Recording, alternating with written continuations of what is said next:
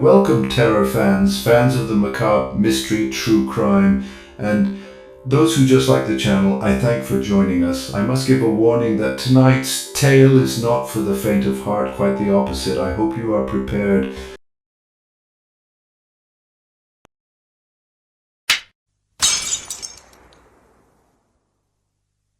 For tonight we are discussing real-life devils, a real-life vampire, a demon, a golem, true evil of the purest, hungriest and most innocent-looking forms. Fish wasn't just an evil cannibal. He was a man who embraced the monstrous, a legend wrapped in the skin of a man. Fish's infamy began not just with his acts of depravity, but with his deranged mind, which seemed to blur the lines between sanity and madness. He's by far the creepiest serial killer that's known. His crimes were not just about death, but about the sadistic pleasure he derived from inflicting pain. He claimed to have hurt over 400 children, though the accuracy of this number remains uncertain. What is undisputed, however, is the sheer horror of his deeds and the psychological terror he inflicted upon his victims and their families. In this essay, we will delve into the life and crimes of Albert Fish, exploring his early years, the mental health issues that plagued him, and the escalation of his criminal activities. We will also examine his methods, how he was eventually captured, and the dramatic conclusion of his life in a court of law. Through this narrative, we hope to shed light on one of history's darkest figures and understand the circumstances that led to his horrific acts. Albert Fish was born on May 19, 1870 in Washington, D.C., into a family already shadowed by mental illness. Many of Fish's relatives suffered from mental afflictions. His mother in particular was reported to have been periodically institutionalized, and his uncle was diagnosed with mania. This familial history set the stage for Fish's own descent into madness, as he was often left to fend for himself in a world that seemed neither to understand nor to care for his mental health needs. At a very young age, Fish was abandoned by his parents and sent to an orphanage. It was here that the seeds of his deviant behavior were sown.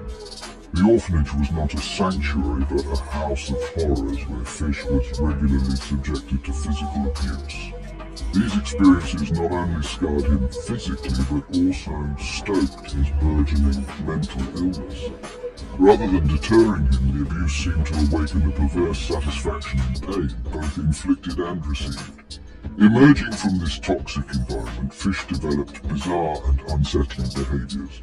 He began experimenting with harmful activities such as urophilia and coprophagia, which would later define his deviant sexual fantasies. By the age of 20, Fish had moved to New York City, where he began working as a prostitute and abusing boys, setting the foundation for his later, more heinous crimes. The city, with its anonymity and chaos, provided the perfect backdrop for Fish to hide his increasingly warped activities. Fish's life was a vicious cycle of torment and tormentor.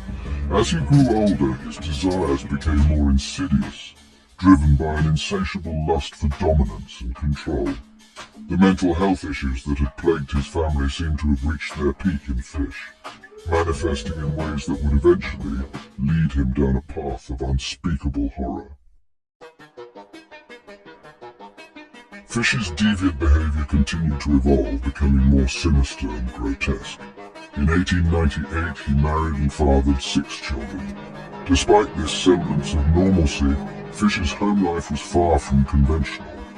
He introduced his children to sadomasochistic practices, though not directly involving them in his crimes. His marriage ended in 1917 when his wife left him for another man, an event that seemed to further unhinged Fish's already unstable mind. This period marked a dark transformation in Fish's actions. He became a wandering artist, traveling across the country as a house painter. This profession allowed him to move freely, leaving a trail of horror in his wake. Fish developed a gruesome modus operandi, employing instruments of hell such as a nail-studded paddle, meat cleaver and knives to torture his victims. His targets were often young children whom he lured with the promise of gifts or employment, exploiting their innocence for his twisted pleasures. The case of Grace Budd in 1928 was perhaps the most infamous of Fish's crimes. Posing as Mr. Frank Howard, Fish ingratiated himself with the Budd family, pretending to offer their son a job. However, his true intention was far more sinister. He convinced the family to let him take their 10-year-old daughter Grace to a fictional children's party. Fish later confessed to murdering and cannibalizing the young girl, a crime that shocked the nation and solidified his reputation as a monster. Fish's letters, which he sent to his victims' families, were as chilling as his deeds. These communications were filled with graphic descriptions of his fantasies and crimes, a macabre taunt to the grieving families. Yet it was one such letter that ultimately led to his undoing. Fish's arrogance and need to boast of his heinous acts would be the thread that unravelled his cloak of anonymity. The capture of Albert Fish was a direct result of his own hubris. In 1934, 6 years after the disappearance of Grace Budd, her mother received an anonymous letter detailing the horrific details. The letter, a grotesque account of the crime, was traced back to Fish through a detective's astute observation of the letterhead, which led them to the flophouse where Fish resided. On December 13, 1934, Fish was apprehended, and under interrogation he confessed to not only Grace's details, but also several other heinous acts. The trial of Albert Fish was a spectacle of horror and intrigue. Fish pleaded not guilty by reason of insanity, claiming that voices in his head commanded him to kill. Despite testimonies from psychiatric experts who described Fish as insane, the jury found him sane and guilty. Their decision was a testament to the overwhelming evidence of his calculated and premeditated crimes. Fish was sentenced to execution, bringing a sense of justice to the families of his victims.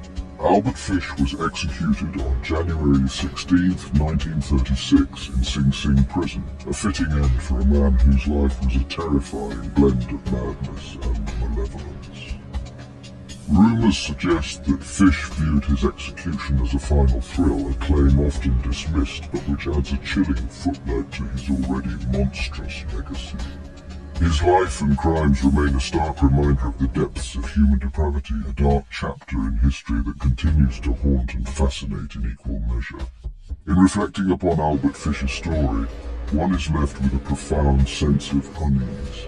His life was a journey into the darkest recesses of the human psyche, a cautionary tale of what can happen when mental illness goes unchecked and is combined with an inherent proclivity for evil.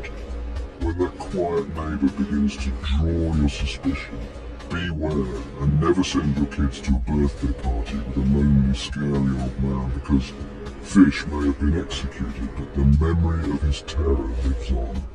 A ghost that lingers in the shadows of America's collective consciousness. He is the archetype of the unchecked and unkept area of the world we live in. Good luck sleeping tonight, Fright fans, because you never know who your neighbours truly are, speaking of which. As always, thank you for watching. I hope you enjoyed tonight's tale, and leave a comment with some feedback, as all engagement helps the channel grow, and YouTube works hard to keep these videos from the algorithm, and we need help to reach the masses. Lastly, we must verify your DNA. We cannot have our viewers being kidnapped and cooked into a stew. Viewers are subject to retinal scans, but you may leave a DNA print on the like, share, subscribe, and notifications bell. Follow us on all platforms, including Spotify.